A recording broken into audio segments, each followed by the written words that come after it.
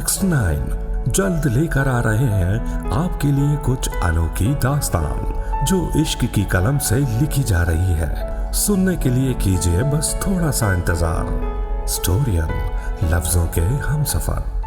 दिल्ली सरकार के मंत्री सत्येंद्र जैन और उनके सहयोगियों के यहाँ ईडी ने सोमवार को छापेमारी की थी और करोड़ों रुपए का कैश और आभूषण बरामद करने का दावा किया है।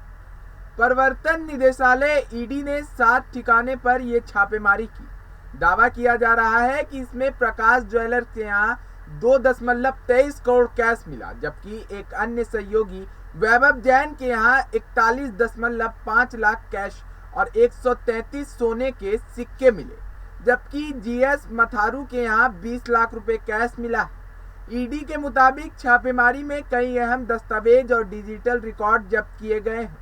साथ ही कुल 2.85 करोड़ रुपए नकद और 133 सोने के सिक्के मिले, जिनका वजन 1.80 किलो के करीब है, जिनके स्रोत के बारे में कोई जानकारी नहीं दी गई थी।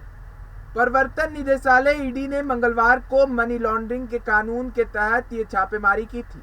ये छापेमारी सत्येंद्र जैन, पूनम जैन और उनके सहयोगी और मामले से प्रत्यक्ष और परोक्ष रूप से जुड़े लोगों के यहाँ से कार्रवाई की थी। इनमें मुख्यतः अंकुश जैन, वैभव जैन, नवीन जैन और सिद्धार्थ जैन शामिल है। इसके अलावा जीएस मथारू भी और कुछ अन्य के यहाँ भी ये कार्रवाई की गई। प्रवर्तन निदेशालय ईडी ने मंगलवार को मनी लॉन्ड्रिंग के कानून के तहत ये छापेमारी की थी।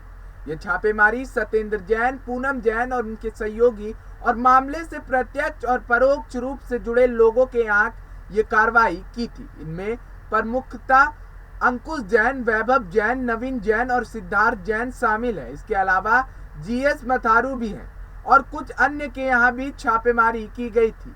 जांच के बाद पता चला कि मेजर लाला शेर सिंह जीवन विज्ञान ट्रस्ट के एक सहयोगी सदस्य ने संपत्ति को अलग करने और जब्ती की प्रक्रिया को विफल करने के लिए सत्येंद्र कुमार जैन के स्वामित्व वाली कंपनी से अपने सहयोगियों के परिवार के सदस्यों को भूमि हस्तांतरण के लिए आवास प्रविष्टियां प्रदान की थी। तलाशी के दौरान विभिन्न आपत्तिजनक दस्तावेज और डिजिटल रिकॉर्ड जब्त किए गए।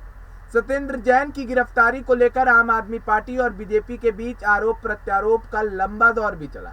आम आदमी पार्टी का कहना है कि 7-8 साल पुराने इस केस में कोई भी साक्ष्य नहीं है और जैन को जानबूझकर फंसाया जा रहा है। सरकार की ओर से जांच एजेंसियों का दुरुपयोग किया जा रहा है। वहीं बीजेपी ने जैन की गिरफ्तारी के बाद भी उन्हें मंत्री बनाए रखने को लेकर केजरीवाल सरकार पर निशाना साधा। आम आदमी पार्टी ने सत्येंद्र जैन के विभाग तो दूसरे मंत्रियों के दिए, लेकिन उन्हें मंत्री बनाए रखा है। इसी तरह की तमाम खबरों के लिए बने रहें और देखते रहें नेक्स्ट 9 न्यूज़।